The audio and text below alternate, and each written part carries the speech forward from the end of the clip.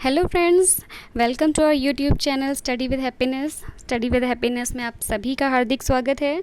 तो फ्रेंड्स, आज आपकी इंग्लिश की पहली क्लास है और आपको सारी की सारी क्लासेस मिलने वाली हैं। हर वो चीज़ जिसमें आपको डाउट है अपनी स्टडी से रिलेटेड, आप कुछ भी पूछ सकते हैं, कोई भी टॉपिक कुछ भी पूछ सकते हैं। हम सभी ट्राई करेंगे कि आपके सारी चीज़ों का, सारी क्वेरीज़ का रिजोल्यूशन मिले आपको यहाँ पर। Okay, few things you should keep in mind before we start the class. कुछ चीज़ें जो आपको ध्यान में रखनी है क्लास स्टार्ट करने से पहले। Please be consistent and revise everything whatsoever you have read. आप हर वो चीज़ जो पढ़ते हैं उसे कंसिस्टेंसी के साथ रिवाइज़ ज़रूर करिएगा, क्योंकि बचपन से लेकर अभी तक ऐसी बहुत सारी चीज़ें होती हैं जो आपने पढ़ी होती हैं, लेकिन सिर्फ इसलिए भूल जाते हैं कि आपने रिवाइज़ नहीं की होती हैं। तो जो रिवीजन है वो बहुत ज़्यादा मेन फैक्टर है आपकी स्टडी का। और यूपीएससी की तैयारी करने वाले तो ख़ास तौर पर ध्यान दें, यहाँ पर बहुत बहुत ब्रिलियंट स्टूडेंट नहीं, बहुत ज़्यादा कंसिस्टेंट जो स्टूडेंट होता है वो यूपीएससी क्लियर करता है। तो प्लीज़ कंसिस्टेंट रहिएगा। तो स्टार्ट करते हैं आपकी क्लास। आपके सामने स्क्रीन पे आपको अल्फ़ाबेट्स दिख रहे हैं, तो आपको ये लग रहा होगा कि ये अल्फ़ाबेट्स लिखने की कोई ज़रूरत नहीं है। ABCD तो एक छोटा सा बच्चा भी जानता है जो LKG UKG में पढ़ता है। तो फ्रेंड्स, आपको यहाँ पर कुछ सिखाने के लिए स्क्रीन पर ये ABCD खोलकर नहीं रखी गई है। आपको सिर्फ इतना बताने के लिए इसे खोलकर रखा गया है कि हर वो चीज़ जो आपको दिखती है वो वैसी नहीं होती है। बैकग्राउंड में उसके पीछे बहुत सारी छोटी छोटी चीज़ें होती हैं जिसके सपोर्ट से वो चीज़ बड़ी बनी होती है। जैसे एक बहुत अच्छी सी पिक्चर जो आपको देखने में बहुत प्रिटी लगती है, वो छोटे छोटे पिक्सल्स से मिलके बनी होती है। एक बड़ी सी बिल्डिंग जो आपको देखने में बहुत अच्छी अट्रैक्टिव लगती है, वो छोटी छोटी बहुत सारी चीज़ों से मिलके बनी होती है। अगर आप वॉल्स का एग्जांपल ले लेंगे तो बिल्डिंग दीवारों से बनी होती है। दीवारों में ब्रिक्स यानी ईंट लगी होती हैं और वो ईंट बनती है मिट्टी से। तो आप ये देखिए, एक छोटी सी चीज़ ने कहाँ तक पहुंचकर अपने आप को किस शेप में लिया है। तो यहाँ पर आपका छोटा सा पर्पस सिर्फ यही है कि जो 26 लेटर्स हमें इंग्लिश ने दिए हैं, सिर्फ 26 लेटर्स, उससे हम क्या क्या कर सकते हैं। पूरी इंग्लिश आपकी सब कुछ जितनी भी है वो इसी 26 लेटर्स पे बेस्ड है। उसके लिए आपके कुछ सेट ऑफ रूल्स हैं जिसे ग्रामर बोलते हैं, वो फिक्स किए गए हैं। अब आपका टैलेंट है कि आप उस सेट ऑफ रूल्स की हेल्प से, उन 26 लेटर्स की हेल्प से कैसे इंग्लिश को कंप्लीट करते हैं, क्योंकि यही वर्ड्स हैं जिनकी हेल्प से आप सेंटेंस बनाते हैं और बड़ी बड़ी बुक्स लिखते हैं, थीसिस लिखते हैं। तो चलिए अपने टैलेंट को इम्प्रूव करिए और इंग्लिश की क्लास स्टार्ट करिए। जो 26 लेटर्स हैं उन्हें दो पार्ट में डिवाइड किया जाता है फ्रेंड्स, वॉवेल्स एंड कॉन्सोनेंट। अब वॉवेल क्या होते हैं, इन्हें हिंदी में स्वर बोलते हैं और ये 5 होते हैं, AEIOU। और कॉन्सोनेंट्स जिन्हें हिंदी में व्यंजन बोलते हैं, ये 21 होते हैं। Vowels and consonants, these are only sounds not letters. अगर आपको ये कन्फ्यूजन है कि वॉवेल्स और कॉन्सोनेंट्स हैं वो लेटर्स हैं, तो ऐसा बिल्कुल भी नहीं है। वॉवेल्स और कॉन्सोनेंट्स हैं वो साउंड्स हैं, यानी कि आप किस तरीके से प्रोनाउंस करते हैं इन 26 लेटर्स को, इसी बात पर डिपेंड करता है कि वो वॉवेल की कैटेगरी में आ रहे हैं या कॉन्सोनेंट की कैटेगरी में आ रहे हैं। अब वॉवेल क्या होते हैं? Vowel, it derives from a Latin word vox, यानी कि इस शब्द की उत्पत्ति एक लैटिन वर्ड से हुई है जिसका नाम है वॉक्स। इसका मतलब होता है voice. The source of voice is vocal and vociferate, यानी कि वॉसिफरेट का मतलब होता है शाउट करना या चिल्लाना या फिर आर्ग्यू करना लाउडली। यानी कि मतलब जो वॉवेल्स होते हैं उनको हम कैसे बोलते हैं, बहुत ही तेज़ी से प्रोनाउंस करते हैं, यानी हमारे वोकल से, हमारे गले से जो आवाज़ निकलती है वो बहुत ही लाउड और तेज़ होती है। और वॉवेल्स से होते कितने हैं? 5 वॉवेल्स होते हैं, जैसा कि आपने पहले पढ़ रखा है। यहाँ पर आपको 2 और दिख रहे हैं, W और Y, जिन्हें हम सेमी वॉवेल्स बोलते हैं या फिर ऑनररी वॉवेल्स बोलते हैं। अच्छा, अब इन्हें ऑनररी वॉवेल्स क्यों बोलते हैं? क्योंकि इसमें इनको ऑनररी वॉवेल्स की उपाधि यानी कि रैंक दी गई है। अब ऑनररी रैंक आप एग्जाम्पल ले सकते हैं, जैसे कि किसी को कैप्टन की ऑनररी रैंक दे दी जाती है, किसी को PhD की डॉक्टरेट डिग्री दे दी जाती है। इन्होंने कोई एग्ज़ाम क्लियर नहीं किया होता है, इन्होंने कोई सर्विस नहीं ली होती है, बस इनके कुछ ऐसे काम होते हैं जो हमारी कंट्री के लिए, इसकी वजह से इन्हें हम वो रैंक देते हैं। तो W और Y ने भी हमारे इंग्लिश के लिए सेम वही काम किए हैं। ये कॉन्सोनेंट होने के बाद भी इन्होंने वॉवेल का काम किया है कहीं कहीं पर, इसलिए इन्हें ऑनररी वॉवेल्स की रैंक दी गई है। अब आप एग्जाम्पल ले सकते हैं मिथ और सिंक्रोनाइज का। मिथ आप प्रोनाउंस कर रहे हैं, वाई लिखा हुआ है लेकिन इसका प्रोनाउंसिएशन मिथ आई की तरह है। सिंक्रोनाइज में भी इसका प्रोनाउंसिएशन आई की तरह है। ग्रीव, W लिखा है लेकिन इसका प्रोनाउंसिएशन ऊ की तरह है, ग्रीव। जैसे रूल, मून, तो इन्हीं प्रोनाउंसिएशन की वजह से इन्हें सेमी वॉवेल्स का दर्जा दिया गया है। ओके, तो अब हम आगे आते हैं कॉन्सोनेंट की तरफ। Consonant it derives from Latin word con and sonare, यानी कि ये 2 वर्ड से बना हुआ है, कॉन और सनैर। कॉन का मतलब होता है with and the meaning of sonare is to sound. It means consonant sound like sonic and resonant, यानी कि ये जो डिनोट करता है, ये जो रिलेट करता है, वो साउंड से रिलेट करता है। इन दोनों में डिफरेंस क्या होता है? तो आपको जैसे कि पहले बताया गया है कि सारा का सारा डिफरेंस जो है वो सिर्फ़ और सिर्फ वोवेल और कॉन्सोनेंट का वॉइस के ऊपर, वोकल के ऊपर ही सब कुछ डिपेंड करता है। तो वोवेल क्या होते हैं? इसमें जो आपका वोकल है, आपका मुंह है, you have to open your mouth fairly, यानी आपको अपने मुंह को अच्छे से ओपन करके बोलना है ताकि वॉइस लाउड आए और क्लियर आए। कॉन्सोनेंट में ऐसा नहीं होता है। आप इंग्लिश के पहले ही 2 लेटर्स जो होते हैं उनका एग्जाम्पल ले सकते हैं, ए और बी। तो ए आपको प्रोनाउंस करना है तो आपको अपने वोकल को अच्छे से शार्प करके, तेज़ करके बोलना होता है, और बी में आपको अपने वोकल पे, अपने गले पे इतना ज़ोर नहीं लगाना पड़ता है।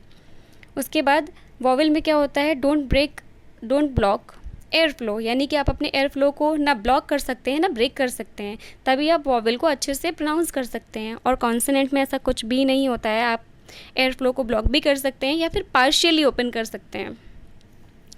तो अब इनकी हेल्प से हम क्या क्या करते हैं, कैसे फॉर्म करते हैं? लेटर्स की हेल्प से हम वर्ड बनाते हैं, वर्ड की हेल्प से हम सेंटेंस बनाते हैं, सेंटेंस की हेल्प से हम पैराग्राफ बनाते हैं, पैराग्राफ से हम चैप्टर लिखते हैं, बुक लिखते हैं, थीसिस लिखते हैं, सब कुछ हम इसी से लिखते हैं। तो आप ये देखिए कि स्टार्ट कहाँ से होता है और उस छोटी सी चीज़ से हम क्या क्या कर सकते हैं।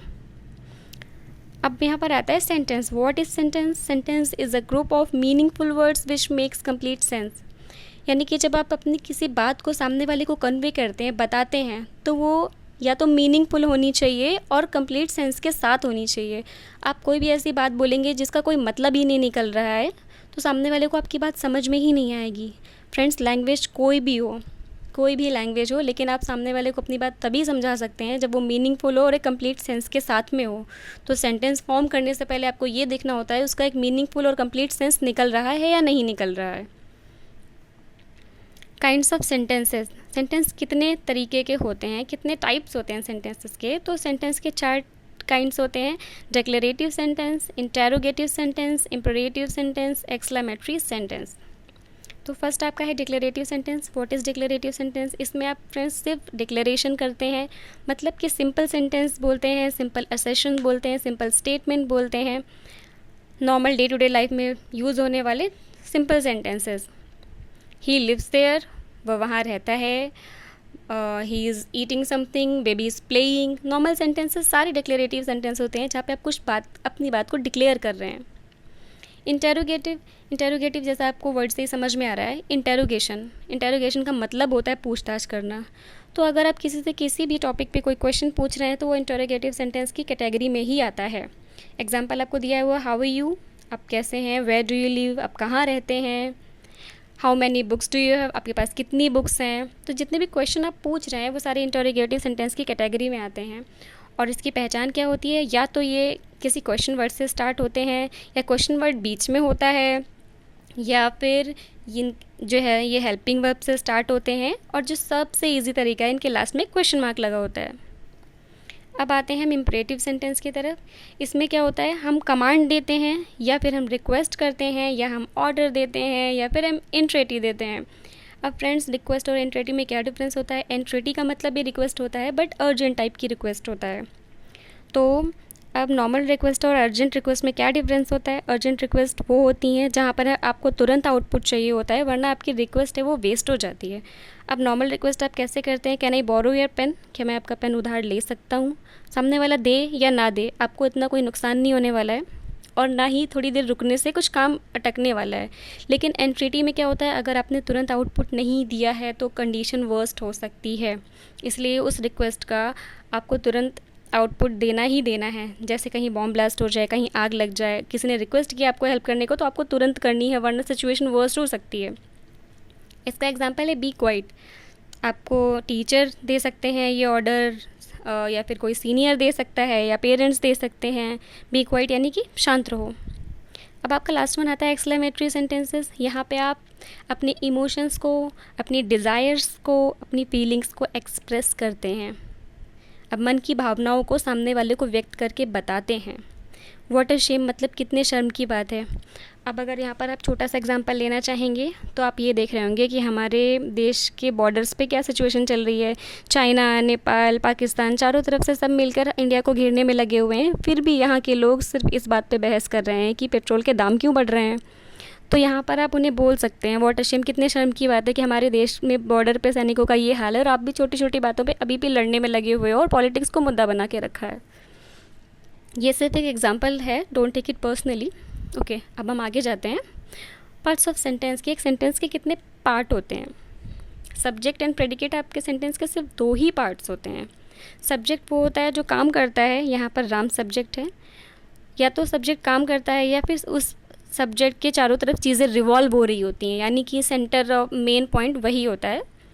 तो यहाँ पर सब्जेक्ट को छोड़कर जितना रेस्ट ऑफ द पार्ट होता है वो प्रेडिकेट होता है। अब प्रेडिकेट के कितने पार्ट्स हो सकते हैं या प्रेडिकेट कितने टाइप से डिफाइन किया जा सकता है। शी सिंग्स, शी सब्जेक्ट है, सिंग्स यहाँ पर वर्ब है जो प्रेडिकेट है। शी सिंग्स अ सॉन्ग, यहाँ पर सिंग्स अ सॉन्ग प्रेडिकेट है और इसमें सिंग्स है वो वर्ब है, अ सॉन्ग ऑब्जेक्ट है। She sings a song for her baby, तो यहाँ पर शी आपका सब्जेक्ट है और sings a song for her baby, तो ये आपका जो रेस्ट ऑफ द पार्ट है वो प्रेडिकेट है। सिंग्स यहाँ पर वर्ब है, अ सॉन्ग है वो डायरेक्ट ऑब्जेक्ट है और फॉर हर बेबी ये इनडायरेक्ट ऑब्जेक्ट है। अब हम आते हैं फर्स्ट सेंटेंस पे। Ram has been living in Delhi since 2001। Ram subject है, rest of the part is predicate. तो प्रेडिकेट में क्या क्या पार्ट है। हैज़ बिन जो आपका हेल्पिंग वर्ब है, लिविंग आपका मेन वर्ब है, इन दिल्ली आपका ऑब्जेक्ट है और सिंस 2001 आपका कॉम्प्लीमेंट है। कॉम्प्लीमेंट मतलब होता है पूरक, जो सेंटेंस को पूरा कर रहा है। किसी भी चीज़ को जो पूरा करता है वो कॉम्प्लीमेंट ही होता है। तो यहाँ पर अगर हम कॉम्प्लीमेंट हटा देंगे तो भी सेंटेंस का जो अर्थ है वो पूरा निकल रहा है। तो प्रेडिकेट में कॉम्प्लीमेंट नहीं हो तो भी वो चल सकता है, अगर ऑब्जेक्ट नहीं है तो भी चल सकता है। राम हैज़ बीन लिविंग या राम इज़ लिविंग, राम रह रहा है। ज़रूरी नहीं है कि वो कहाँ रह रहा है, कितने दिनों से रह रहा है, बस रह रहा है तो भी सेंटेंस पूरा है। तो प्रेडिकेट में वर्ब होना ज़रूरी होता है। अगर उसके अलावा कुछ भी नहीं है रेस्ट ऑफ द पार्ट में तो भी वो प्रेडिकेट पूरा माना जाता है। तो प्रेडिकेट आपको समझ में आ गया क्या होता है, कितनी तरीक़ों से उसको बनाया जा सकता है। अब हम आगे चलते हैं। जो आपका लास्ट पार्ट है, जो आपको हर वीडियो के लास्ट में मिलने वाला है, वो है वोकैब्स। आपको हर वीडियो के लास्ट में कुछ वोकैब्स मिलने फिक्स हैं ताकि आपका जो वोकैबलरी सेक्शन है वो स्ट्रॉन्ग हो जाए। आपको कुछ वीडियोस ऐसे भी मिलेंगे आपका ग्रामर पोर्शन ख़त्म होने के बाद कि आपको वोकैब्स बिल्डिंग स्ट्रॉन्ग कैसे करनी है। रूट वर्ड्स के साथ में आपको वोकैब्स बिल्डिंग सिखाई जाएगी। वोकैब्स बिल्डिंग अगर आपको रूट वर्ड के और एटमोलॉजी के साथ में सिखाई जाती है तो आपकी बहुत हेल्प होती है, क्योंकि आप वर्ड्स को बनाना सीख जाते हैं। जब आप वर्ड्स को बनाना सीख जाते हैं तो आपके वन वर्ड सब्स्टिट्यूशन भी उसी में काउंट हो जाते हैं, एंटोनिम सिनोनिम भी आपको उसी में आ जाते हैं, बहुत सारी चीज़ें उसी में कवर हो जाती हैं आपकी। यहाँ आपका रूट वर्ड है ईगो। ईगो मतलब क्या होता है, सेल्फ इम्पोर्टेंस और सेंस ऑफ सेल्फ एस्टीम, यानी कि जो हमारे अंदर जो फीलिंग होती है ना सेल्फ इम्पोर्टेंस, जिसमें हम खुद को बहुत इम्पॉर्टेंट समझते हैं, उस फीलिंग को हम ईगो कहते हैं। जब ये ज़रूरत से ज़्यादा बढ़ जाती है तो इंसान ईगोइस्ट और ईगोटिस्ट बन जाता है। अच्छा, अब ईगोइस्ट और ईगोटिस्ट में क्या डिफरेंस होता है, इसमें डिफरेंस होता है, लेकिन लोग अक्सर कन्फ्यूज होते हैं। क्योंकि कन्फ्यूज़ इसलिए हो जाते हैं, दोनों का मतलब सेम होता है और इंग्लिश में ऐसी बहुत सारी चीज़ें होती हैं जब दो वर्ड्स का मतलब सेम होता है पर फिर भी हम उन दोनों को एक जगह पर यूज़ नहीं कर सकते हैं। और इंग्लिश में तो बहुत सारे ऐसे वर्ड्स हैं जिनका मतलब सेम होता है पर हमें उनको यूज़ अलग अलग जगह पे करना होता है।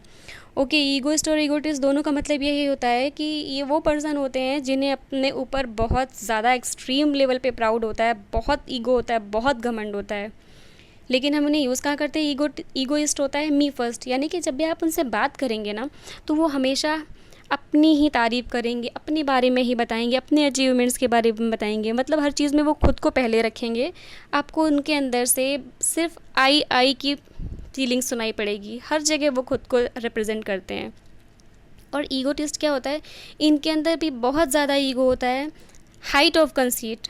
कंसीट मीन्स होता है excessive pride in one self, मतलब खुद पे उनको ज़रूरत से ज़्यादा घमंड होता है। लेकिन ये इंट्रोवर्ट भी हो सकते हैं और शांत रहने वाले भी हो सकते हैं। इंट्रोवर्ट अपने मतलब खुद ने जो बहुत कम बोलता है, अंतर्मुखी होता है, उसे इंट्रोवर्ट बोलते हैं, तो ये कम बोलने वाला भी हो सकता है। लेकिन ईगोज़ के अंदर सेम ही होता है जैसा ईगोइस्ट के अंदर होता है। तो दोनों में डिफरेंस यही है कि ईगोइस्ट हमेशा सिर्फ अपनी उपलब्धियों के बारे में बताता है और ईगोइस्ट शांत भी रह सकता है, पर होता ईगो का लेवल दोनों के अंदर सेम है। तो फ्रेंड्स, आपकी क्लास यहाँ से आज की ख़त्म हुई है। आज की आपकी ये पहली क्लास है। तो प्लीज़ कमेंट सेक्शन में ये ज़रूर बताइएगा कि क्लास में आपको क्या क्या अच्छा लगा, और अगर कोई भी प्रॉब्लम है, आपको कुछ पढ़ाने का तरीका बदलना है या कोई चीज़ आपको समझ में नहीं आ रही है, तो प्लीज़ हमें बताएं, सजेस्ट करें, क्योंकि आप जब तक सजेस्ट नहीं करेंगे हम इम्प्रूव नहीं कर पाएंगे। क्लासेस का टाइप, कंटेंट, हर चीज़ आपके इनपुट के ऊपर ही डिपेंड करती है। तो प्लीज़ बताइए क्लास कैसी लगी और क्या क्या चेंजेस, क्या क्या इम्प्रूवमेंट आप चाहते हैं। क्लास देखने के लिए थैंक यू। प्लीज़ कंसिस्टेंसी के साथ डेली क्लासेस ज्वाइन करिए और खूब पढ़िए। Thank you.